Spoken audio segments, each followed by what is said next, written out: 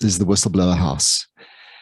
And I'd like to just read something from Mandy Wiener's book that she put out, and this maybe just sets the scene. At the back of her book, she says, whistleblowers are seldom seen as heroes. Instead, they're often viewed through a negative lens, described as troublemakers, disloyal employees, traitors, snitchers, and in South Africa as impimpies or informers. With corruption and fraud endemic in the democratic South Africa, whistleblowers have provided an invaluable service to society through disclosure about cover-ups, malfeasance, and wrongdoing. Their courageous acts have resulted in the recovery of millions of rands to the fiscus and to their fellow citizens, as well as in improved transparency and accountability. But in most cases, the outcomes for whistleblowers themselves are devastating. Some have been gunned down in orchestrated assassins. Others have been threatened and targeted in sinister dirty tricks campaigns. Many are hounded out of their jobs, ostracized and victimized, and are pushed to the fringes of society. So in that context, the people that we're talking to today are all in public procurement. Most of those, my personal experience is most of the people that we deal with in public procurement are actually try to be as ethical as they can. But in the public procurement space, they often find themselves in positions where they're conflicted and sometimes have to blow the whistle. So we've got Liezl Groenewald and Kris Dobie. And Liezl, I tell you what I'm going to do, if it's okay. I'm going to quickly go to your website and just share with everyone what is on your website, and let me just see if I can get there quickly. Gee whiz, there it is. There it is. Can you see that now? The Whistleblower House website, the main page. And if I go to the team section, let's go to the team section.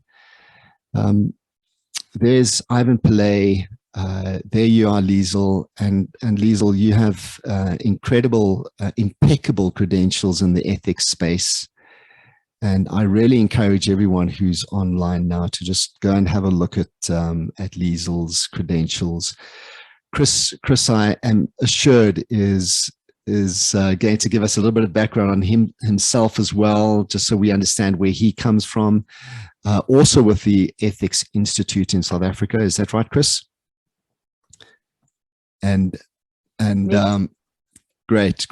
What was quite interesting, and I'll just maybe pause on Martha here, because you're working closely with a lot of people, as we saw Ivan. Yes, Martha. I mean, Martha also, credentials in legal, in some of the top legal firms in the country, top businesses in the country. Found herself at Transnet, then found herself at PRASA, and the last point that was raised here is this brave stance led to much suffering and victimization, which she is still fighting to this day. Yes.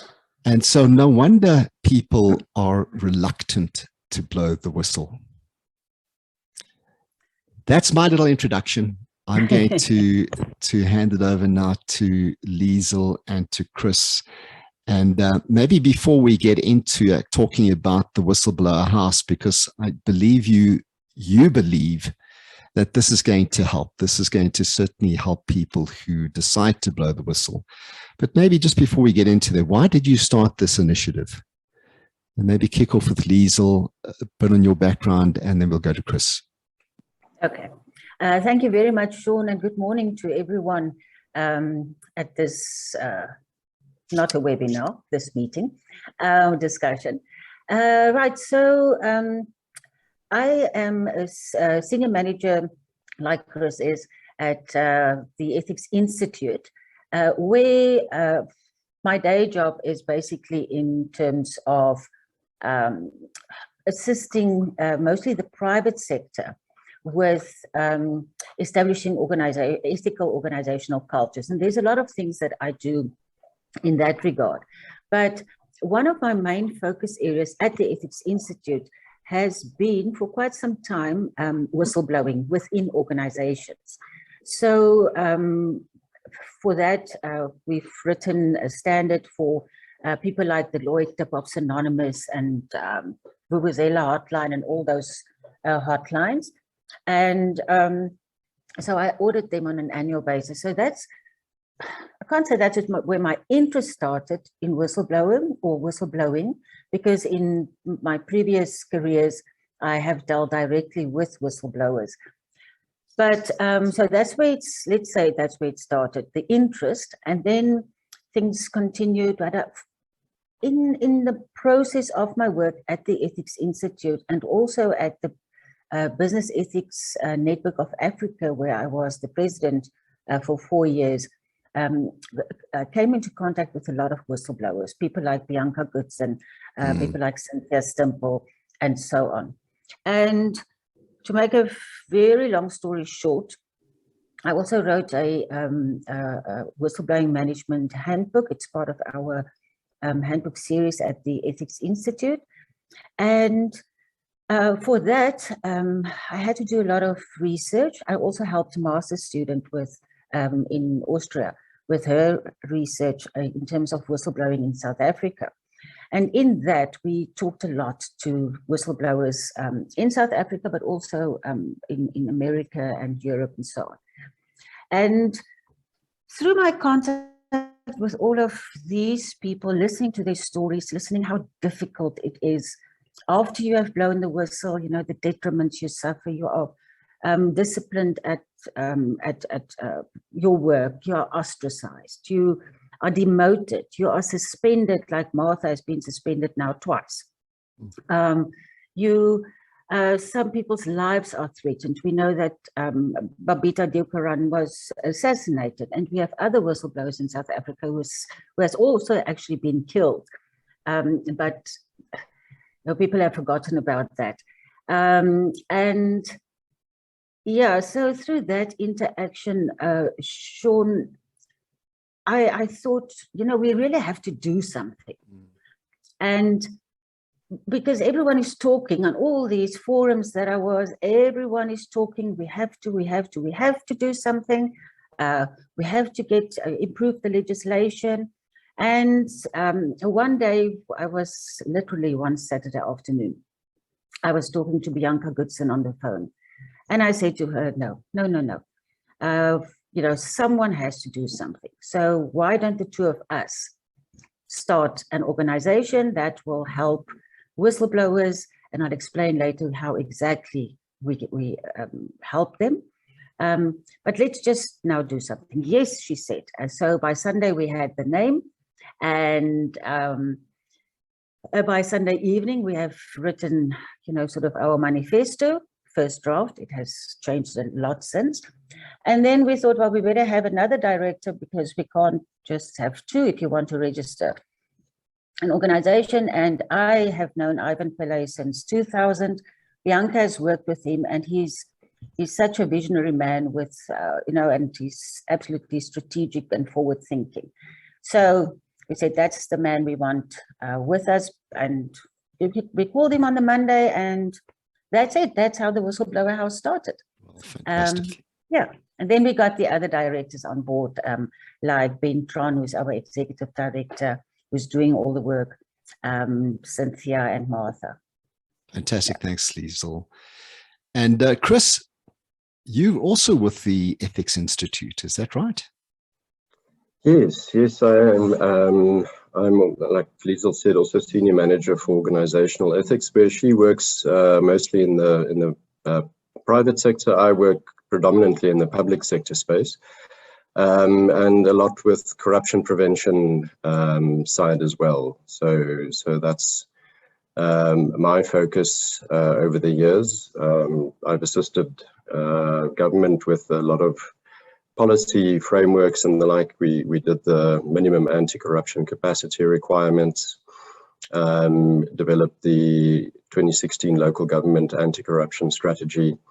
And yeah, we're now busy with a project called the Local Government Ethical Leadership Initiative, where what we're trying to do is develop a code for ethical governance in local government. So a little bit like the King Report for corporate governance, but dealing a lot more with the specific issues that you get in local government. So, issues like deployment, like how do you work your way around councillor competence when it's a democratic system. So there's a lot of interesting things coming from that project as well. That's part of my CV. That ethical supply integrity program, Kris, yes. maybe just tell us a little bit more about that. And then also, you said you're doing a lot of work in local government. I assume there are no whistleblowers in local government. No, local government people are quite clever. They don't blow the whistle.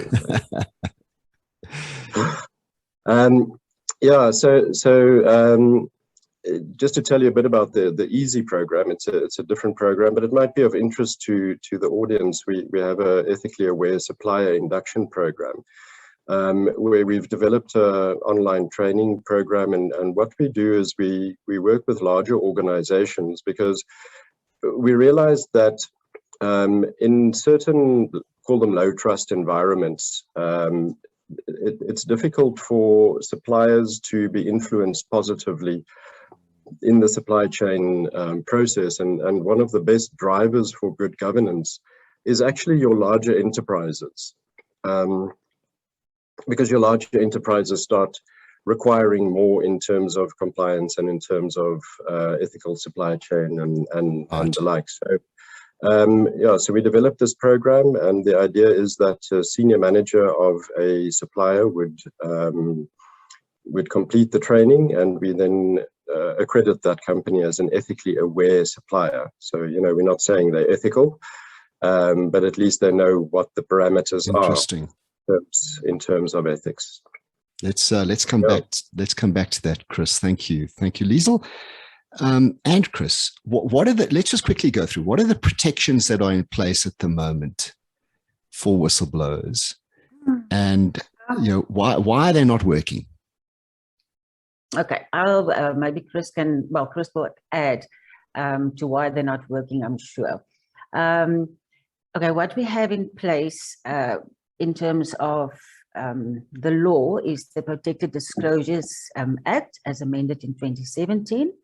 And the amendment was quite valuable, but it's still hasn't resulted in protecting people properly. And then there's the witness protection law, but that's something different. It's not when a whistleblower turns state witness, then they fall under that legislation. But in your normal whistleblower, if I can call that that way, your normal whistleblower in an organization is protected by the Protected Disclosures Act. I think sometimes it's called PDA, is that right? PDA, yes. Let me just talk a bit much shorter. So the PDA provides protection against occupational detriment. So that would mean that if you have blown the whistle in good faith, number one, if the whistle was blown maliciously, then that is it becomes a criminal offense, and that person will be charged with up to 150,000 Rand fine, or 2 years in prison, or both. But so the Act, the PDA, protects whistleblowers against occupational detriment. In other words, if they have been demoted, any form of victimization. Right. The onus, however, is then on the whistleblower to go and lay a charge against the employer. Okay. Now, remember, many of them have already now lost their jobs. So where do they get the money from to go, to court? So what the PDA can do for a whistleblower is to say, okay, you have suffered occupational detriment, and therefore we rule that you be reinstated at your organization, or you get a 6 month salary, or any of those kind of things. Yeah. The Act does not protect a person literally. So if my life is being threatened because I blew the whistle, you can go to the police. We know what will happen. Nothing. People have tried. Yeah, so in effect, there is nothing that protects, in that sense, a whistleblower. Kris, do you want to add to that?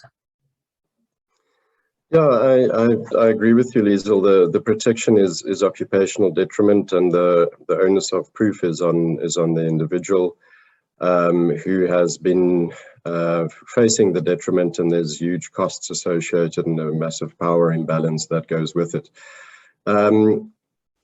I think, you know, there's also, you know, why would one take the risk if you are working in an organization? And I think the challenge is also that, well, in all organizations where you report, so let's say you report to the National Anti-Corruption Hotline, you work in a municipality and you report to the National Anti-Corruption Hotline.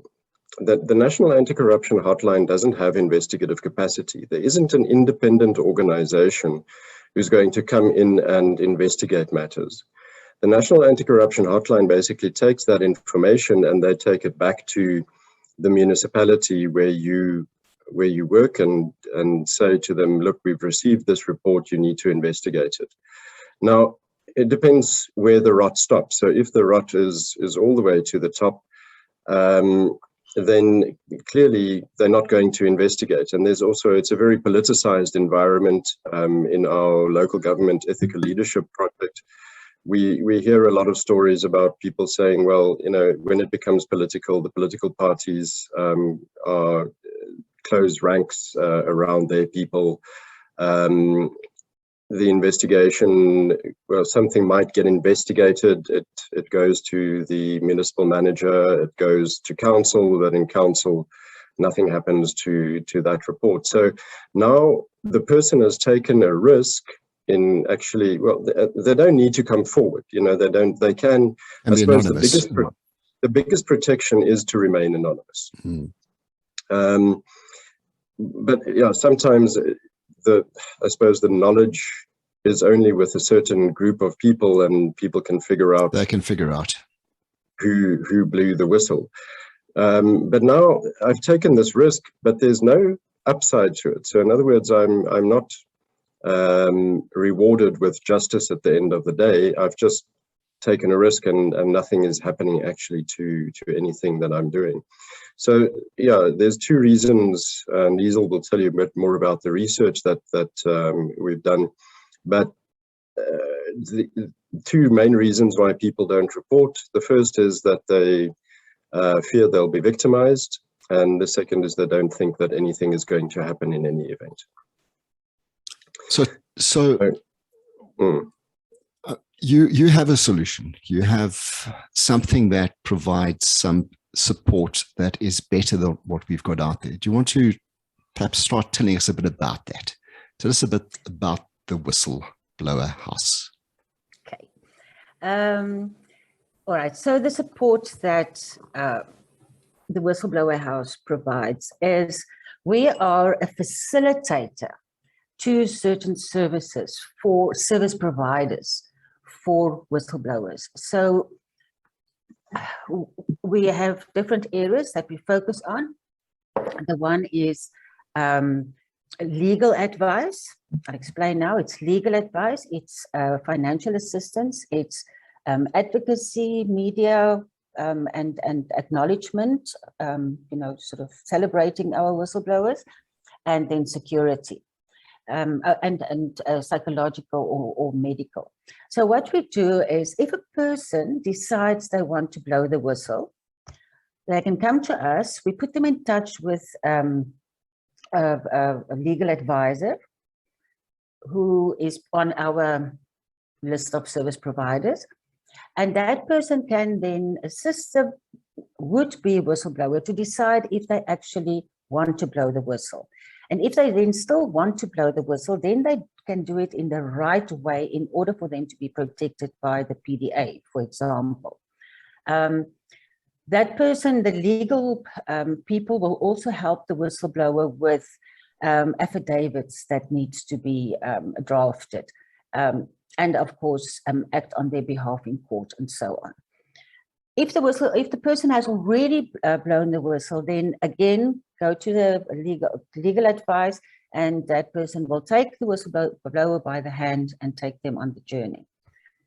So that's the one part. Then through all the discussions that we've had with whistleblowers, one realizes, and it comes out in Mandy's book as well, is that the people suffer post-traumatic stress disorder, severe anxiety, major depression, but they don't have money after they have lost their job now. They don't have money to actually go and see a counselor. So again, we have, we say people on our books, but we have a service provider and the Medical Association of South Africa and the Psychological Association. They have, they are creating a forum or a sort of a pool of psychologists and psychiatrists that will assist us, pro bono, of course, because we don't have money. Everyone out there, we don't have money, but there's a donate button on our our website. On the website. No, but okay, so we take the person and we say, right, you can go and see Liz, who's the trauma counselor.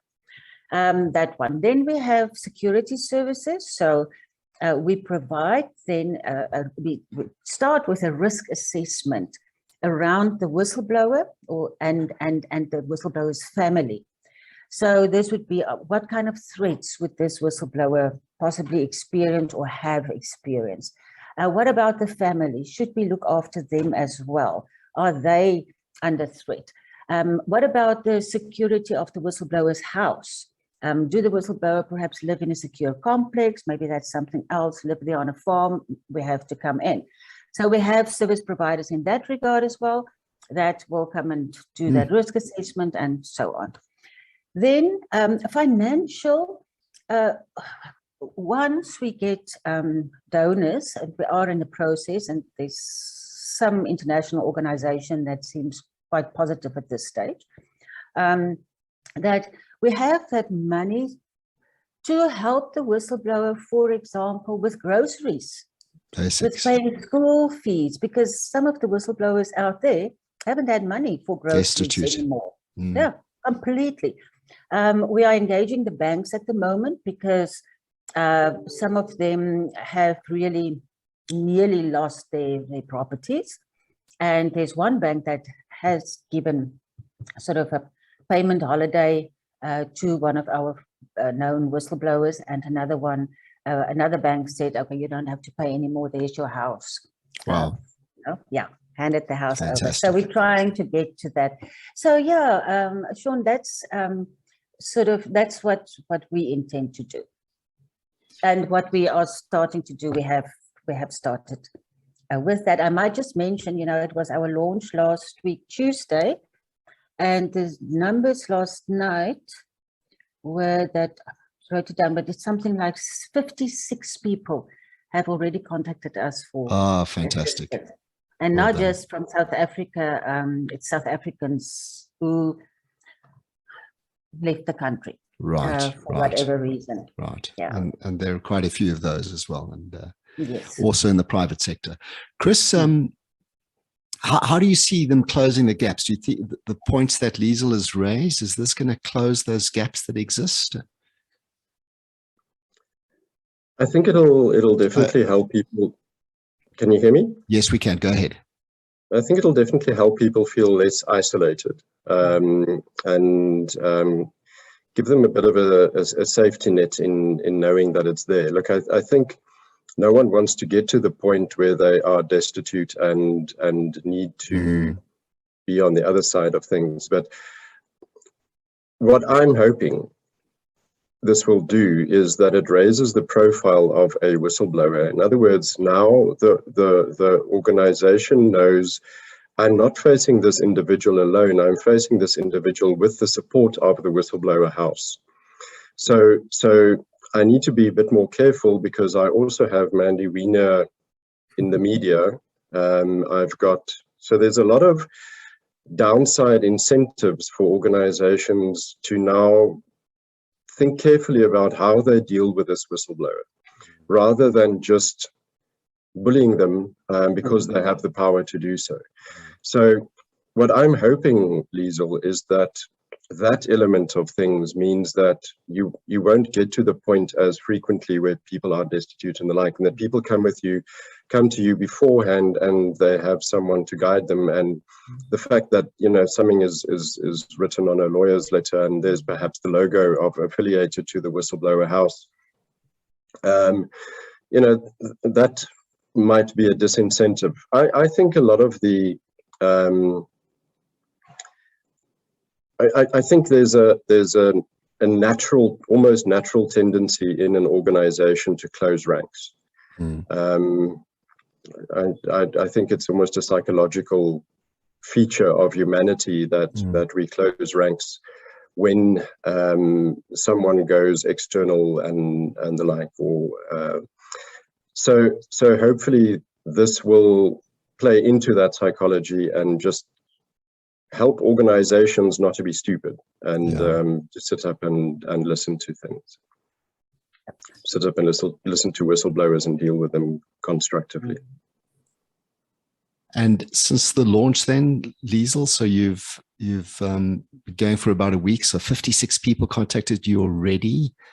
Have you started to see any positive messages come through this, or yes, it might be too early, but but no, what we've seen is there are people who really want to blow the whistle, but they have been so scared to date.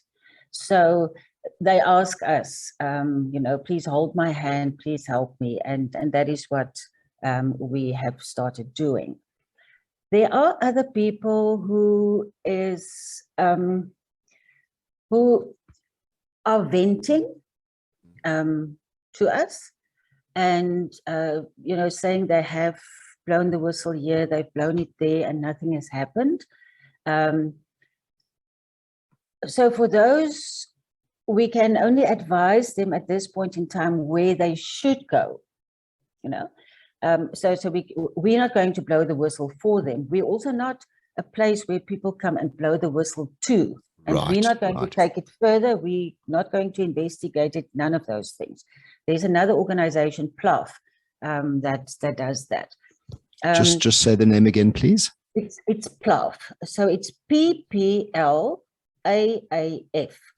And that is an organization that was established by a Frenchman, and it is about the protection of whistleblowers in Africa.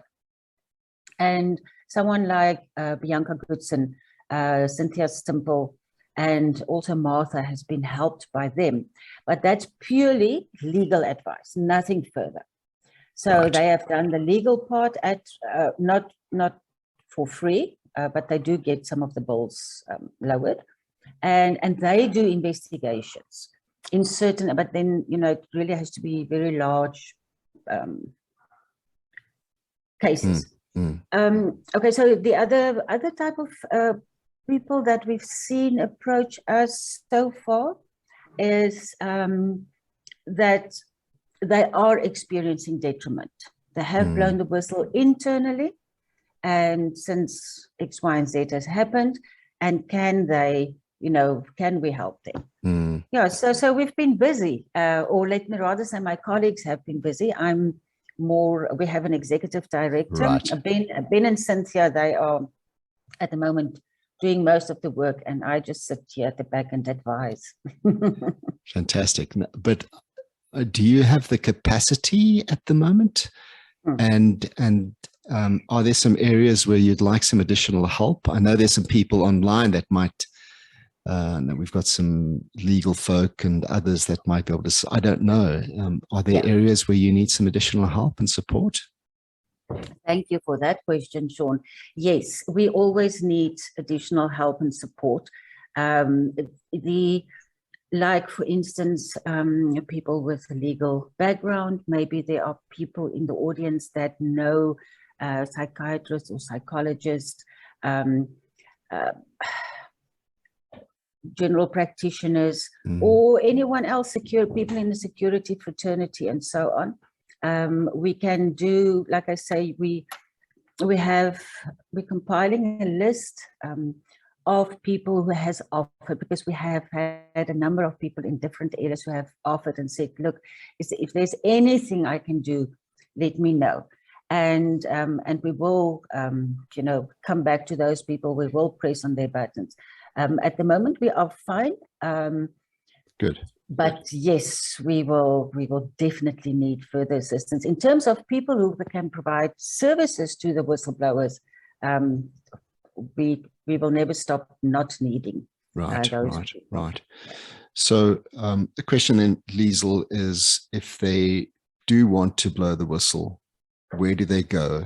And then I want to follow up that with Kris and say, Kris, give us some tips, some cautions, some ideas about blowing the whistle, what to do, what not to do.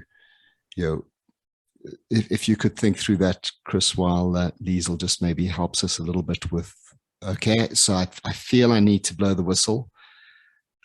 Who do I contact? What do I do?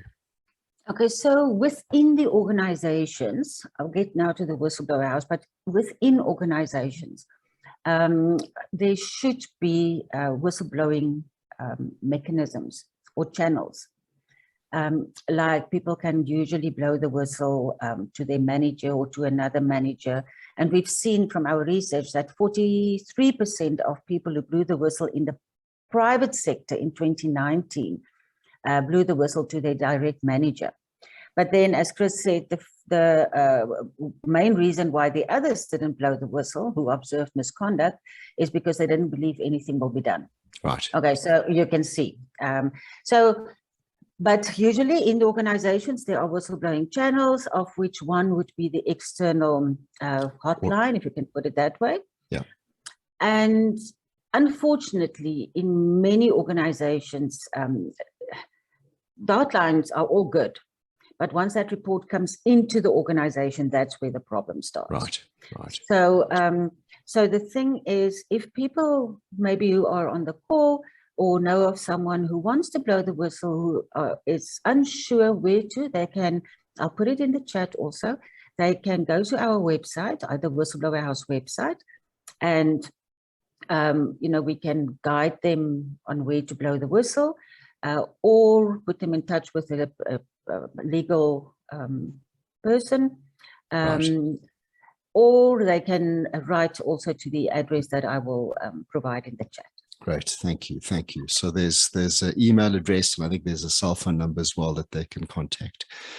Kris, from your perspective, some of the things that you suggest people be wary of or definitely do, what are some of your thoughts, Kris?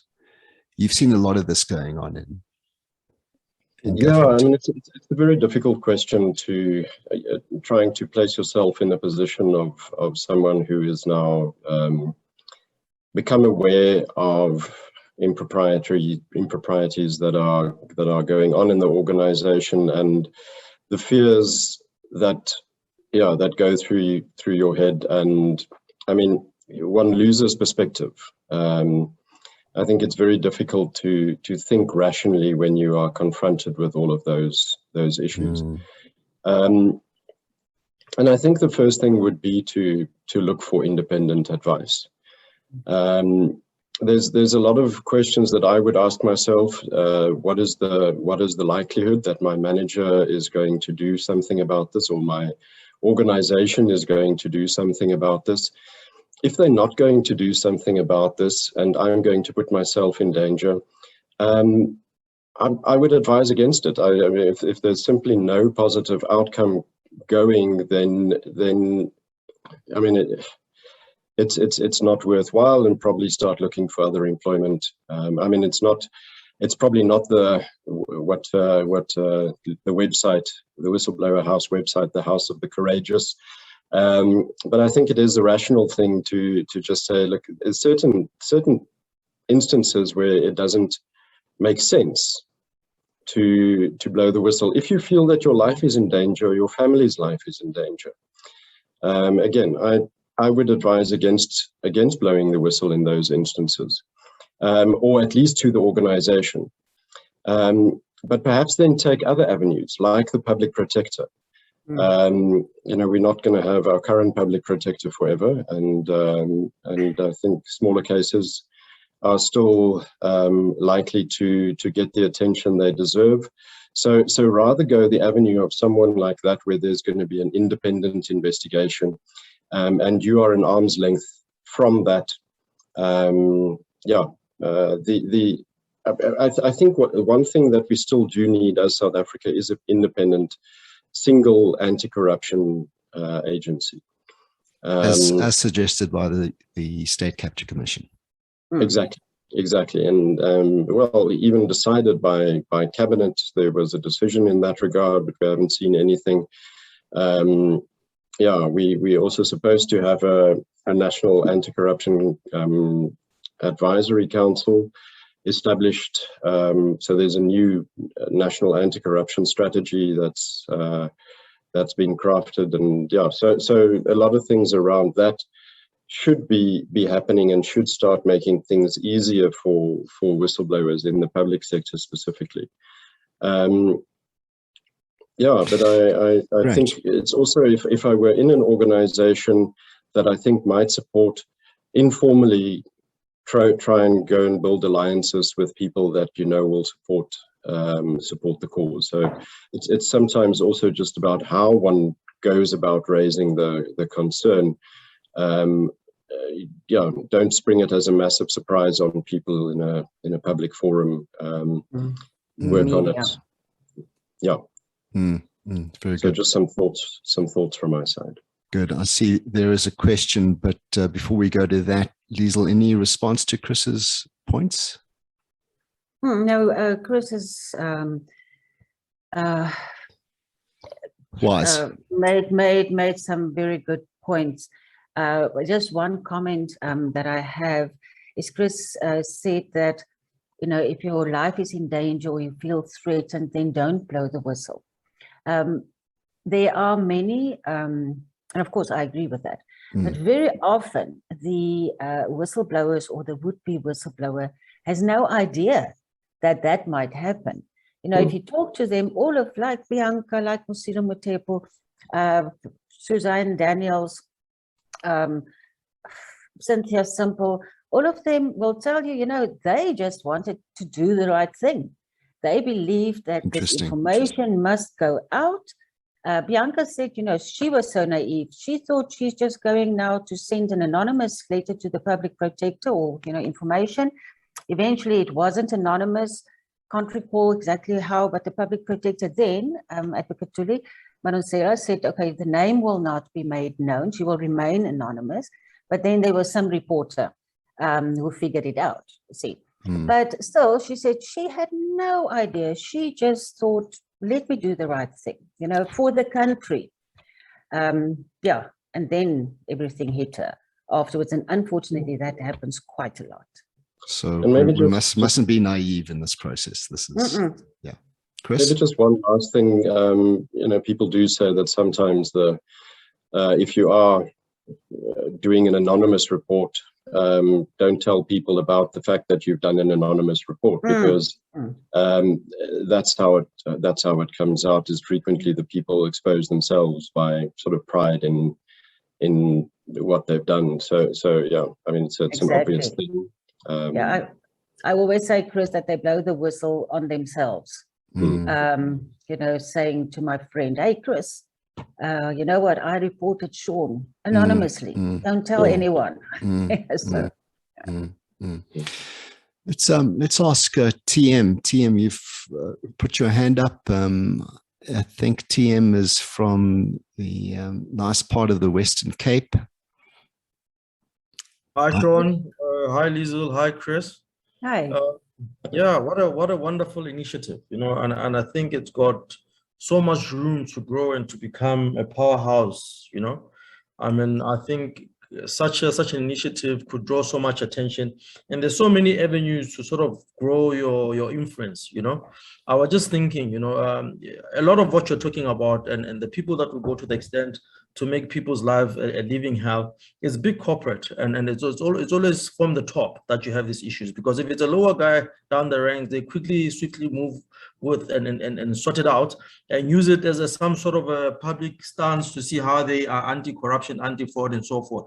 So that's not where the problem is. The problem is truly about the guys at the top who've got the power and the influence to be able to do things that ordinary people like you and me would not be able to do.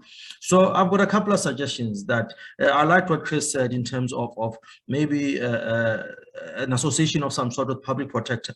Why don't you build this as some sort of a brand of association, you know, Friends of the Whistleblower House, where it becomes sort of a trademark to organizations to prove say we're an institution of integrity, we are anti-corruption, we're anti-fraud, and we're gonna put money where, you know, where our mouth is, by using that as a mechanism to draw donations and so on, to build a safety net for all those people that are bold enough to save this country, that we believe we all want to save it for future generations. You know, use it as a branding of some sort, where in a company will come there and say in association with friends, it's a Friends of the Whistleblower House, and maybe then I think you are a non-profit organization, so there must be some tax benefits to them that can do as a for those donations. Yeah. And we're working on that part. Yeah, so I think you need to do that where you will have set structures, and it's not just about people coming to you for assistance, it's about having clear associations in terms to public protector, where once cases are taken to the public protector, they're also put into the public frame, because once cases are out there, it's hard for people to hide them. Then it's easy for maybe have a dedicated media house that will follow on these cases, where you say this is what's happening, so that people can't quickly just sweep it under the floor and forget about it. And lastly, you know, you've got set institutions that have money and they've got funding, and that I think they're most likely to want to have interest in such cases. Unfortunately, sometimes they have been very much politicized. You know, but if you can remove that aspect, like Afri Forum, Afri Business, the Helen Suzman, you know, all those entities that are out there that are known to be able to want to protect this democracy and anti-corruption related, use them to sort of say, this is the cases that we have. What can you do to pursue these things, just to make sure that there is a formal action? You know, it's so much for somebody to come out into the open and say there's a problem, but to still put it on their head and say, you must now put a case up and do all these things. That's a bit asking too much, because your anonymity right there disappears when you start to having to place a case in there. So like Kris says, the best advice you can give to somebody is don't blow a whistle. That's what you have in government. Don't blow a whistle, stay anonymous. So I think if you want to really blow this thing as a brand and make sure that, I mean, you're doing this for our kids, to make sure that this country remains something that we're all happy to be in. So blow it up. Make it a brand association, become something that everybody wants to have an association with in corporate, and say we are friends of this place because it's the right thing to do. Thank you. Good one, Thank you so TM. much, PM. I think Kris will also want to respond. Just want to say that we have reached out to, for example, the Ahmed Kathrada Foundation and you know, Corruption Watch and all of those. So we are busy talking to civil society, and we've also reached out to some of the corporates. I'd rather not mention them now, but they are very well known. We are still awaiting feedback. And then we also, in terms of funding, we're reaching out to the embassies and so on. Just yesterday, I had a meeting with, or three of us had a meeting with one of the big embassies. Yeah, so no, but yeah, other side. And yeah, so I like the idea of Friends of the Whistleblower House, that we, you know, I'm going to suggest that, TM, thank you. And then in the meantime, I think what organizations can also do is to become a supporter of the Ethics Institute, because that shows already that they are committed to ethical conduct. Yeah, so they have that connection. Just add a little bit more to that, Liezl, that Kris, last point, please. Kris? Yeah, it's we used to sort of have members of the Ethics Institute, but yeah, I mean, we're not a membership organization in that sense. So it's basically becoming a supporter of the Ethics Institute, does work to support our mission of building an ethical society. so yeah, there's a fee associated with that, and then getting access to newsletters. Organizations get reductions in the services that we offer, and the like. And individuals can also, no? Yeah, individuals as well. And where would they go? On the Ethics Institute, there's a supporter tab, so on tei.org. Thanks. If you could just put that in the chat, it'll help. And Kris, you wanted to add a bit more? And I just want to say that for me, there's a I suppose I have a philosophical problem with individuals having to bear a societal cost. So in other words, as a whistleblower, people are doing things in the societal interest, and society benefits from that. But the cost associated with that is borne by the whistleblower. Interesting. As an individual. So why do we expect that? When we say, yeah, but it's the right thing to do. Great, it's the right thing to do, but why? It's the right thing to do as long as society benefits from it. But why is it not the right thing to do for us to bear societal cost for that rather than an individual cost? In other words, then I'm not averse to the idea of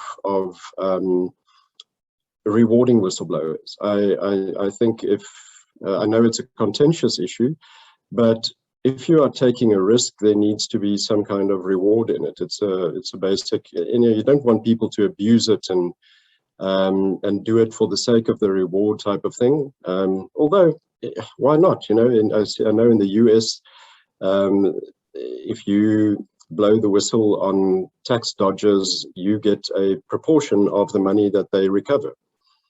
So why not?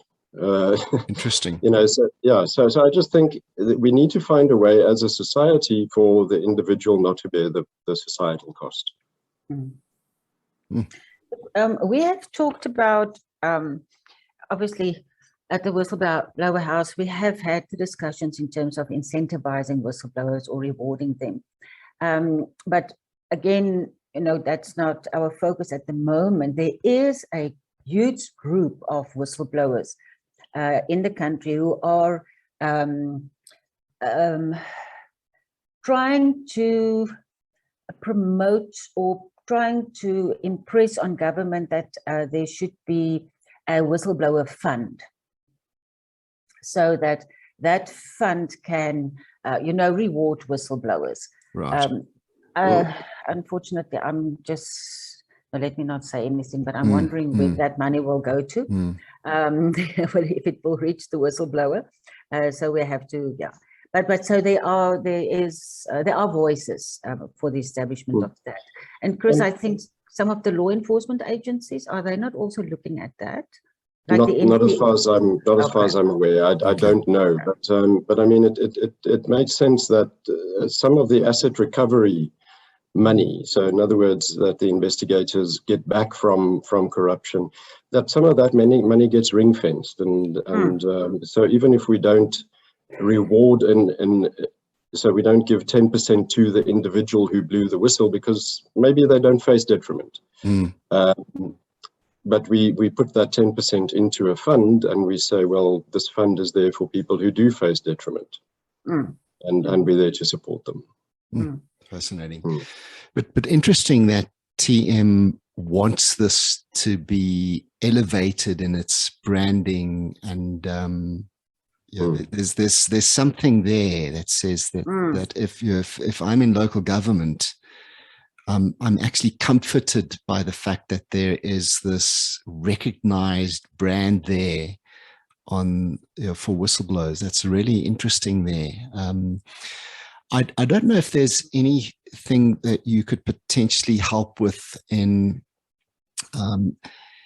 helping understand what to do in a committee structure, where in a lot of the public entities, there are bid evaluation committees and bid adjudication committees, and sometimes people are kind of caught up in these committee processes and not quite sure what they should do if they start seeing things which are a little bit odd, or any thoughts, Kris? I don't know if I'm making sense, but yeah, I know what you mean. So in other words, you're in a committee, realize that perhaps the people come with a mandate.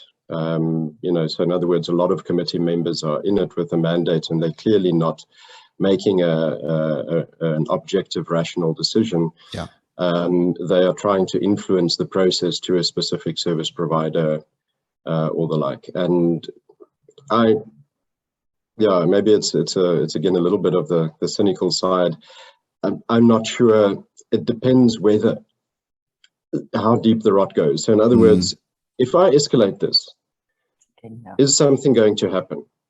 Or am I just going to be victimized? So ask yourself that question. Then I suppose one could proactively and anonymously, but if you don't raise your voice too much, send an email saying that we are aware that this is going in the wrong direction. And so in other words, you must try and stop the bad decision. That people know that they're being watched in one way or another. The other option is then again the public protector route, anonymous. Corruption Watch. The thing is, Corruption Watch also has, it's more of a transparency type of thing. So they will raise that, but they also have limited resources to investigate all the matters that go through. So whereas the public protector, if it's a public organization, of course, if it's a private organization, the public protector doesn't have mandate there. To go that direction. Interesting. I just want to add, I'm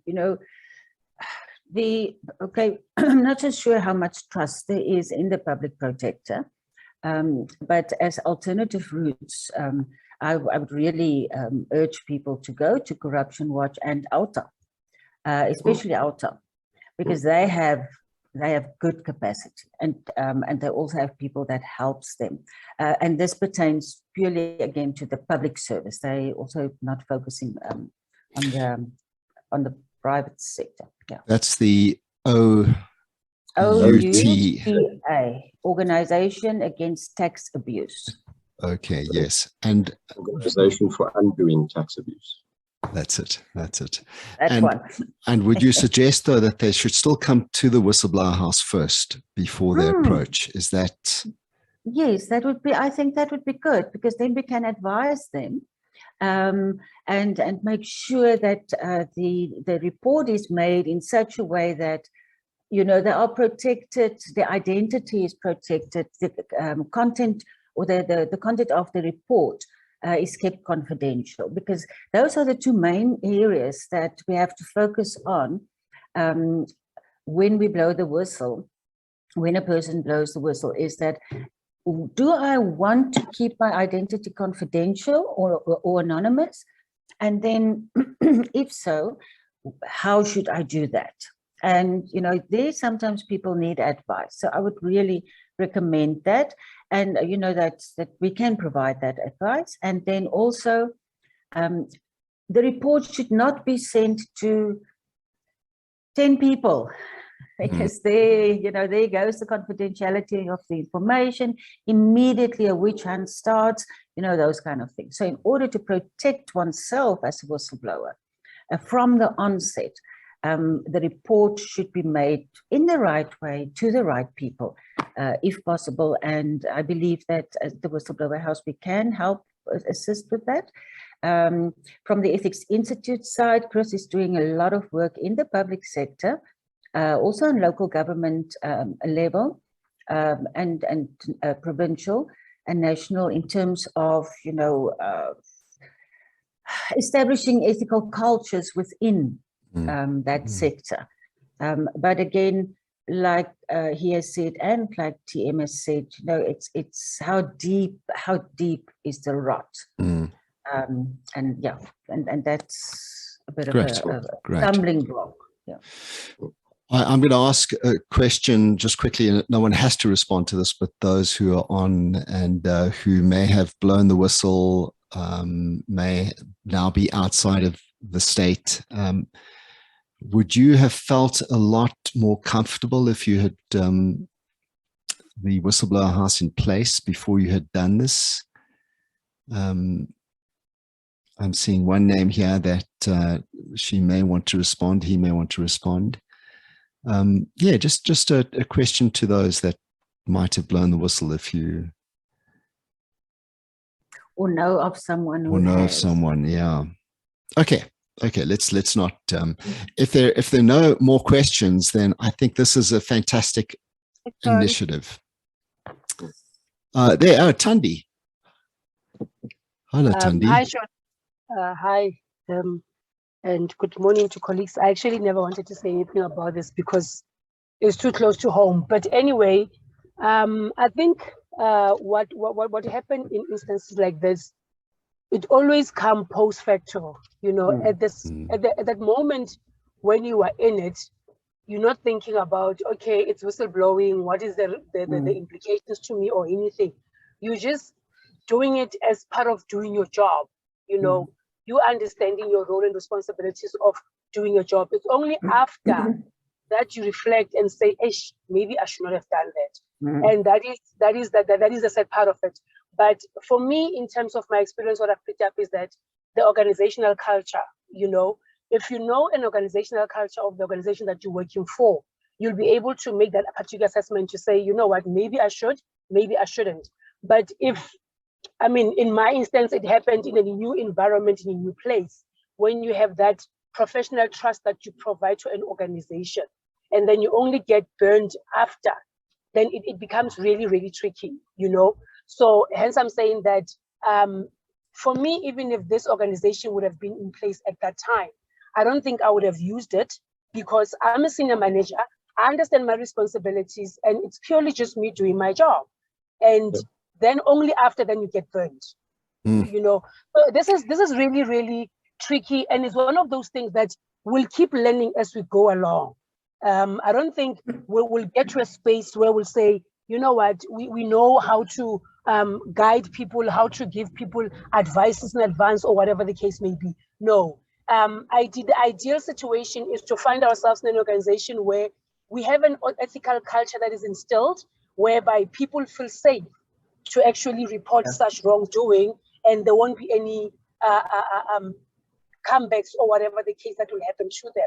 You know, so it's sad, it's painful, it really, really is draining. But I'm happy with such organization. I would love to be part of the organization in terms of volunteering in any way that maybe I can provide help. But for me, as somebody who was in a position of senior position in governance, who's responsible for creating ethical culture, I was quite disappointed that I used to say junior staff members supposed to be the one who call themselves whistleblowers, but not somebody in a senior position. If you're in a senior position, I was not blowing the whistle, I was doing my job. Yeah. You know, I was not blowing the whistle, I was doing my job. And therefore, when are we going to get to that space where senior managers can say, I am not a whistleblower, I'm doing my job. Can we just continue doing our jobs? You know, so yeah. So you're just escalating something that needs escalation. It's not, or responding to something that needs to be responded to. Interesting. Let's just quickly ask Ron to come in, and then we'll ask you to respond. And hi, Ron. Hi, Sean. Just a really, really outstanding session. The speakers were excellent. This initiative is excellent. I think it's long overdue. And just to give you strength and encourage for what you're doing, this is a really, really difficult field, and it's dangerous. Thank you for being at the front line and for helping those who are seeking to address corruption. Just on the issue of reward, I just want to add my vote that that justice is summarized by the word recompense. On the one hand, you punish the wrongdoer, but you also reward the right doer. I think superpowers like the USA have flourished because they've had that culture of reward. If SARS has the astuteness to reward people because it's in their own selfish interests, I think the same logic applies, that it is in the public interest. It's in the organization's interest at times and the public interest to essentially blow the whistle. And as such, those are people we should honor and we should put on a pedestal and reward, not penalize. I just want to plant a seed in your mind about alliances. And I know there's a vacuum in this respect as I speak, but let me just plant a seed. So a number of people who are tempted to blow the whistle may be professionals. They may be engineers, they may be accountants. And as such, I think there's an ethical obligation on professional associations to assist their members and protect them, and to take on that role when requested. When a member has been victimized because they are doing what they regard as being professional. In fact, I suspect people have a professional obligation to their own professional society. So I would suggest exploring links and advocating and lobbying with the appropriate professional societies to strengthen this particular domain. And of course, the problem is that there is no such organization for ASEAN professionals in South Africa, and I don't think international bodies will be interested in helping us here. Then I also want to suggest a second form of alliance. And again, I'm picking up another gap. So, you know, you've spoken about some organizations like Corruption Watch, etc. But you know, if one looks at another field where there's a huge gap in South Africa, and it's called intellectual property theft, where a person can commit plagiarism, and there is no official body that will actually come on them. And I'm speaking from personal experience. So, you know, there's a vacuum there. So we need to strengthen not only your initiatives, but other initiatives where there is this degree of, you know, impropriety. The last point I want to make is there's at least one organization in South Africa that does help people legally. I forget the name of it. You're welcome to email me. I can go through the years. Where if you're fighting a just cause, that they will provide you with financial assistance. I think it's one of the key founders and motivators, and I'm not sure if it's still going, was a previous Supreme or Constitutional Judge. So it's a really nice initiative. And the last thing I wanted to say is just there's another means of protecting people, and that's through the law. Now, we normally think of the law as being, you know, that which is statute, but the common law. And I think that the country may be ripe for a nice pilot project whereby something happens that's so egregious that all institutions band together, provide whatever support is necessary, and we get a judgment that really will help any future whistleblowers. So thank you for this opportunity. And again, well done. And you have my 100% support. Thanks, Ron. Liezl, any response to Tandi's comments and Ron's comments, and then Kris?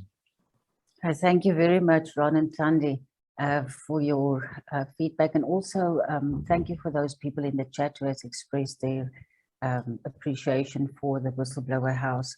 Tandi,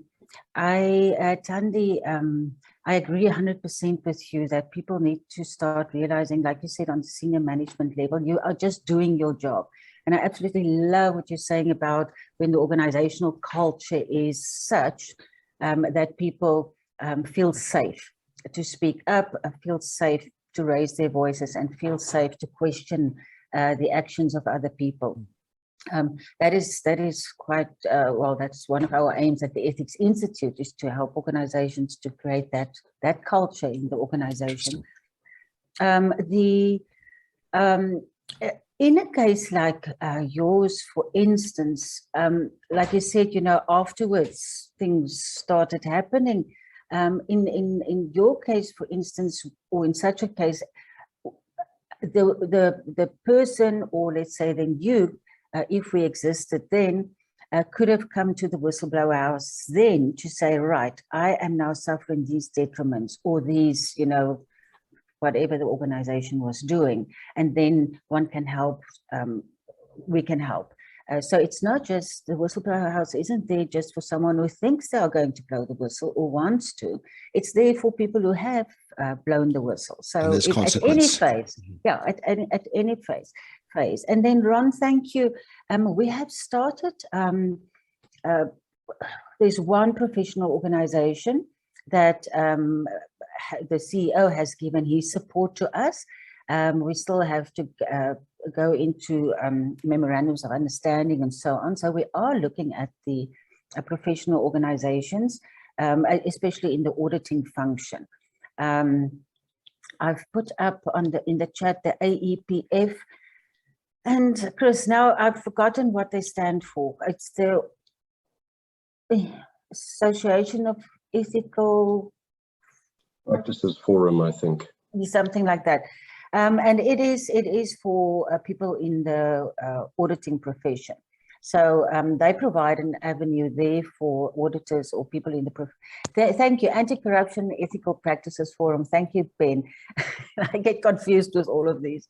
Yeah, so I just put it up there. So thank you very much. I'll hand over to Kris for his comments. Yeah, no, I don't have much to add. I just think well done to Liezl and them for starting the organization, and might go from strength to strength. And I do think that yeah, you need to sort out your Twitter handle and get some public awareness around this. But I also think that that I like the suggestion of the professions, because it's the professionals who need to raise this. Yeah, so I really like that. So congratulations, Liezl. It's a great initiative. And then to everybody in the audience, yeah, thanks for being on the front line and doing the difficult part of the job. I always say to people, you'd be surprised how few people try to corrupt someone who works at the Ethics Institute. But I think it might be slightly different if you work in some other environment. So yeah, thanks for that. Okay. Well, thank you. I just want to say, firstly, Sean, thank you for the great work that you are doing in bringing all the professionals, procurement professionals together. But it sounds to me as if it's a really supporting environment or forum that you have, which is much needed, I'm very sure, especially in the public procurement space. Then secondly, thank you so much for inviting me to talk about the Whistleblower House, to talk about it, and then also just to get the message out there. If all of you can just go and spread the word, that will be great. Kris, if you can provide me with the person who can do our Twitter handle, thank you. We really need that. But ultimately, I want to say thank you for all the kind words that you have given to us. I will relay it to my colleagues at the Whistleblower House. And then I think we are going to make a difference. I believe so. It is a passion. It is a baby of mine that has been born finally. So we are going to make a difference and help our whistleblowers, because they do need our assistance and we have to support them. Thank you very much. Good one. Well, thank you very much, Liezl, and thanks and congratulations to you for what you're doing. It is much needed, and I think people will feel a lot more comforted that they've got the support, they've got somewhere to go. Thank you to Kris for your perspectives, and we got to get your email address. I think it is it in the chat there, so that people can also find out a little bit more about your what is it, your ethical supplier integrity program, easy. I think there might be something there that TM can do as well in getting something going at their level. So huge thanks to you as well, Kris. And there is someone who has offered to help you with your Twitter handle and get going. And I know she is competent with Twitter, and she will certainly be able to do that for you. So there's Tundi has offered to do that one. So it takes a bit of pressure off of Kris now.